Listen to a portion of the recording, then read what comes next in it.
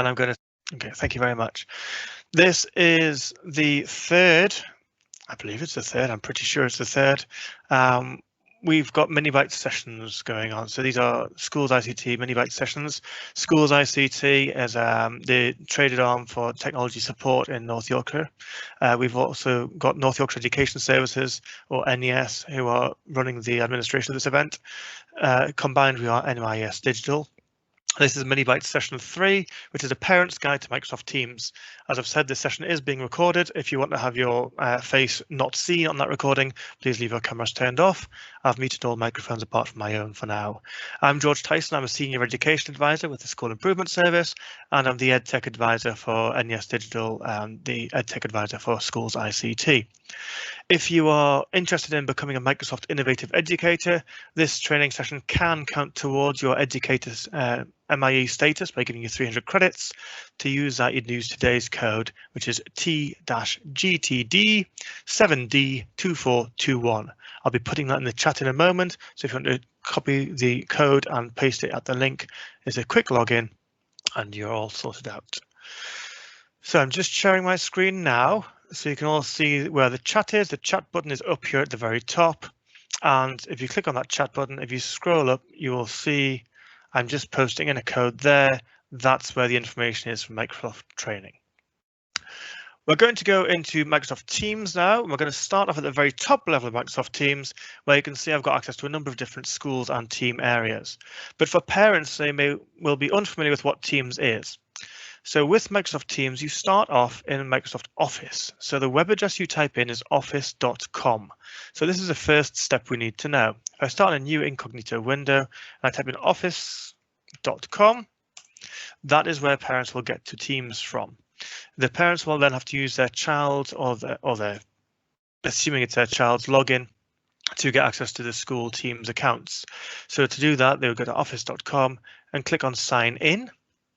Once you've clicked on sign in, you get taken to the login page where you'll need to use your Microsoft account details. So that's an email address. And then once you've clicked on next, it'll be a password as well. You can save that to your device if you want to, or you can avoid that being saved. But that's the office.com login. Some schools and academies and settings will have their own school site to run through, which will be their school web address. And it will have a click here to join Teams. It's the same process. You'll click on that button on the school website to access the Teams resources. And from that button click, you'll then be able to follow through with the signing in with your email address and password, or your child's email address and password. Microsoft Teams does use unique usernames. So what I mean by that is that each username, normally an email address, is unique to the individual child, and therefore if you log in with a different name, you might see a different setup. In my Teams environment here, once I've clicked on office.com, I will get to Microsoft Office Home, and I'll have a button called Teams. If you look in the bottom of my screen, you can see the Teams icon, and that icon there is because I've got the desktop app. The desktop app for Teams is the most fully functional version of Teams, but you don't need to have it. So if you've got a phone or a tablet or a Chromebook or some other device which isn't a full computer, you can run Microsoft Teams on that device and you can access all these tools. They'll just look ever so slightly different. As a parent, you can log in using a phone from Wi-Fi. Obviously, it costs you data if you're going roaming, but you can still access Teams wherever you are. Your child will just use their login to log into the app and you go on from there. So that's the first bit, is getting to Teams and logging in. So once you've logged in, what do you see? Well, if you've got the desktop app, you'll see a whole new window opens up like this. And if you've got the web app, so you've clicked on a browser like Chrome or Firefox or Internet Explorer or Microsoft Edge or one of those things, or Safari on Apple devices, your web browser will open up and you can have a browser version of Teams. They both do practically the same function. You just get more tools to play with if you're on the desktop app. So in Teams, you've got two options. You can have a live lesson experience, which we're currently in this live meeting, or you can have a classroom experience if you want to have some parallels. So the live lesson is a live meeting where it's a video chat, a video enabled chat with text boxes for chatting in and other tools available for interactions live. in real time. And you may be familiar with this with your children, going to their lessons and seeing their teacher, having a conversation and so on. There's various tools which are available in the desktop app, which I'm going to click on briefly. And you'll see along here that in the desktop app, if I click on the 3 dots, I can click on different view modes of gallery and large gallery, and that allows me to see more cameras. But that's not essential to work with. It's just a nice extra to have. If you don't have the desktop version, you will see the most recent person talking, which happens to be me at the moment. In the screen sharing opportunity, I've changed now to the Teams classroom area, or the team areas. This is accessible through logging into Teams, and down the side you've got something called the Me space. This is personal to me. In my case, it's George Tyson's Teams Me space. You'll notice that you've got some icons like mobile phone icons where you get a circle and a number in, or a circle and a symbol in, and these mean that I've got notifications in that particular area. And then the useful thing about Teams is because every area is subdivided and separated, I can see that this one here, for example, has got one notice for me to pay attention to because it's got number 1 in a red circle. The other ones I can see, like the Microsoft support here, has got a bold text. That means something's changed in there, but I haven't been tagged in it, so I don't necessarily need to go there just yet today. And you can see in my demo room over here that nothing's changed. I'm just going to sneeze, give me a moment. Oh, it's gone away. I'm going to go in for the purpose of this experiment, this demonstration, into my 21 in 21 Minibytes classroom. So when you're in Teams on the app, on the browser, on the desktop version, you just click on Teams until you get to this grid view and click on the team you want to be in. In a school, it might be a subject area for secondary schools, or in a primary school, it may be the class name. If you click on it or tap on it, if you've got a touchscreen device, you'll be taken into the team itself. Now, the team itself is very interesting. It's got various different layers inside the team. But if you want to think about the team as being a classroom area or a topic area, you'll not go far wrong. So this is the digital equivalent of walking through your child's school and going into that classroom on parents' evening. This is where all those classroom resources are kept. It's not the live lesson with a teacher standing at the front of the classroom, delivering the learning and supporting your child face to face. This is the books, this is the worksheets and resources area. To make it organized, teachers have got an option. You'll see this middle white area here is specific to the team. So the team image at the top here shows me what it looks like, and the text here tells me which classroom I'm in. Now that might be a teacher name or a class name like Wolf class, for example, but in my case it's 21 in 21 for this demonstration. Underneath that, you've got a number of different options of text, and sometimes you have more and sometimes you've got fewer, but you will always have the general. These category sections are called channels. Now, if you think about your television, it's got different channels on it, and each channel's got different content. So you might have a history channel, you might have a geography channel or something similar. You might have a news channel. In Teams, each of the different channels can be set up by your children's teachers to do different things and to serve different purposes. But each channel has the same basic layout. You have the channel list down the left middle of the screen, and then you have the stage to the right hand side of the screen, which is all the main content. And that main content focus can change.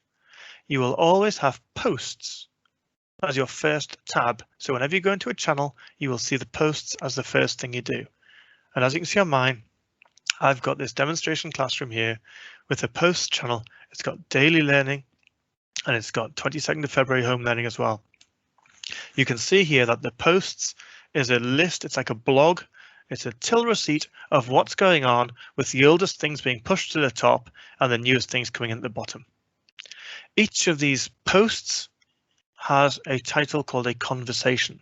Now, depending on how your school has set it up, your child may or may not be able to start a new conversation by clicking on that button. If they were clicking on a new conversation, they would click on that and it would start a new conversation area, like this daily learning 23rd of February. Alternatively, they may be able to reply only. So if I was doing this learning at home lesson, I could see all the lesson content there, but I may want to reply to the teacher and say I've done it. I can do this one of two ways. If you hover over any post which has a conversation post in it, you can have a quick hover, in the top right hand side you will see the 6 emoji responses. Now sometimes teachers may ask you to give a response to show you've seen it or done something. And that's as simple as hovering over and then clicking on the thumb up. When you see it, click on the thumb up, and there you go. As a teacher or as a child, I can have a look and I can hover over these icons once they're there, and I can see who's given that reaction. You've got a like reaction, you've got the heart reaction, you've got a laughing or a smiling reaction, you've got a surprised, a sad, and an angry. So it's 6 very broad categories, but it's useful for giving a quick bit of feedback to the teacher. If you want to give more information, you can always click on the reply button down here. And at the bottom of each conversation thread, there's going to be a reply button.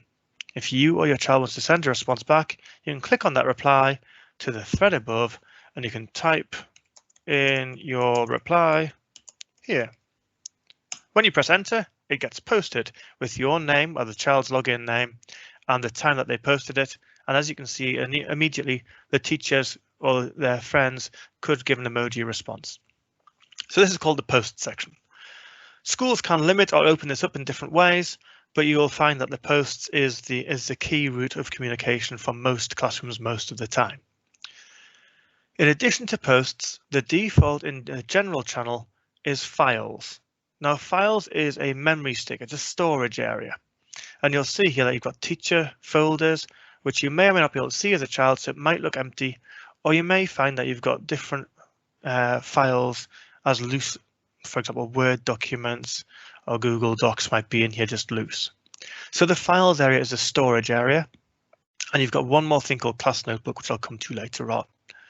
So you've got posts and channels as part of a team.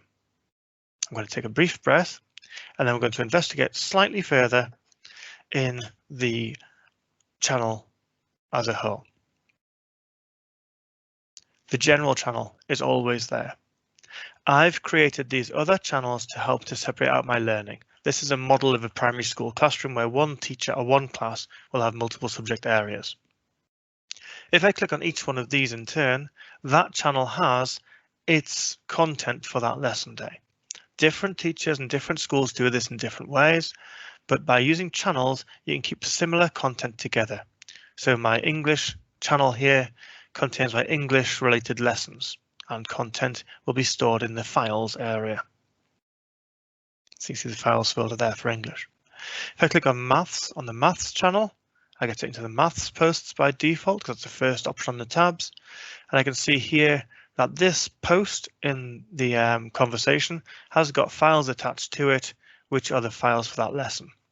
So it's all held together in one place. I can go through my SPAG, my spelling, punctuation and grammar, and I can see again this teacher actually wants to have a ongoing conversation by using the reply button to continue a story. And you can get children giving emoji responses as they go through if they like it. The final one is a topic, and this topic here has got again a subject title and it's got a description of the work required. So that's the channels and how they work. Teachers, as they get more proficient with Teams, may link between channels and they may use graphics or emojis to give a visual timetable, but that's not to be expected. It's just as people develop in their skills and techniques in Teams, you may find different things occurring. So we've got teams or the classrooms. We've got channels or the categories within the classroom or the filing cabinets within the classroom. And the posts are the interactions. The files area is if you're skipping through and you're looking for photocopied worksheets, that's where you'd find them in files. But if you're ever in doubt, you can always just type in the search bar at the top and start typing in what you're looking for. So for example, if you search for the 22nd of February, you'll find the content from Teams popping up here in the middle bar with the 22nd of February. So you can find missed learning, or if you know you're looking for pyramids, for example, or you're searching for the word zoo, because you know you're doing a zoo topic, you type in the word zoo and you'll find out what you're looking for, anything with the word zoo in there. I'm going to close that search and I'm going to return to my team by clicking on Teams. So we've got the team, the channels, the posts and the files, and now we need to look at something else. There's something called assignments. Now for each child, you will have this assignments rucksack on the left-hand side. For each individual child, it will compile all of their set tasks. So for example, home learning tasks, which the teachers have assigned to them, they'll be held in this rucksack called assignments. If the school is using assignments, then they get put there and you get the deadline dates and so on put in. When you're in this rucksack, this is a virtual area of textbooks, if you wish. This is where you know what the worksheets are, how you've got to complete it and so on. I'm currently in a teacher view, so I can see how many children out of 5 have returned my classwork. When I look through as a pupil, I will see the same categories. I'll see drafts if I'm making assignments, but actually these are teacher drafts. I will see assigned and I will see returned. So I can see what work I've got to do and I'll see what work I have returned and completed if I go down there. So what I'm going to do is I'm going to click on back on my team and I'm going to find in this general channel that when the teacher created the assignment, there's actually a post has gone up. This is the same rucksack image, the assignments image. And if I hover over it, it tells me what it's about and what it's doing. So as a teacher, I created this assignment. I set the challenge. It's just a quick quiz. As a pupil, I'd see this in the posts for the correct area. And I click on view assignment. This takes me to the assignments tab in the channel. And as a teacher, I can see who's got to do the work. These are my colleagues and not real children. The assignment here is just clicked on open in forms and it opens up the assignment. Nobody's completed it yet because I'm an adult. But if I looked at the assignment, it would take me straight through and I would see the work to complete and I get a submit button. So you just click on assignments to see everything from every class which has been assigned, or I can go into a class team itself and I can look for this rucksack icon here. If I wanted to go further, I could look for assignments, type it in. And as you can see here, all the rucksack icons are showing where the assignments have been assigned. So that's all the ways of looking for assignments. Assignments is the team's language for any piece of work a teacher has set a child to complete. There's one final tool which we're going to touch on briefly, but we've only got 2 minutes left in this 21-minute session, and that's called Class Notebook. So Class Notebook is a shared area which is essentially fit for purpose. If you look at the Class Notebook, so it's not a complete one, I'm going to go to a different team and find a complete Class Notebook. I've got my primary classroom here and Class Notebook. So the Class Notebook is a single area. It's based on the tool called Microsoft OneNote. And the OneNote Class Notebook is a digital notebook, as you can see here, for the whole class to store content. I'm going to click on this little bookcase here, which shows me the navigation. And as a teacher, I can see all of my children in the class. But if you are a parent of a single child, you only see the single child's name in that class.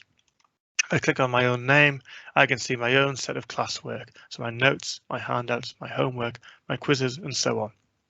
As I go through, the teachers may or may not have set this up for your child, so don't assume that's going to be there.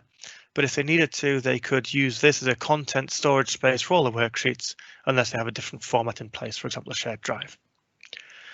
So that is that. I'm going to come back into my teams.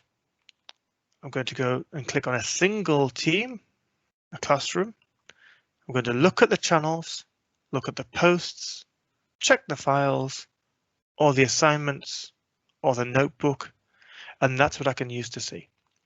The final part of it is grades. Now, students may or may not have access to this, depending on how their school set it up, but as a teacher, the grades show you all the assignments and the grades given and the status of those. As a child, I can see my equivalent grades, so I can see a summary of the work I've completed and the grades I've got. You can also access grades through the assignments and looking at the completed assignments. I'm going to stop this demonstration screen sharing there. I'm going to thank you so much for your time. As mentioned at the very beginning, this is a free 21-minute session just to introduce you to Teams for parents. If you do have any questions, you can feel free to either unmute yourself or raise your digital hand or type in the chat. I'm going to allow the permissions now for you to unmute yourselves if you want to.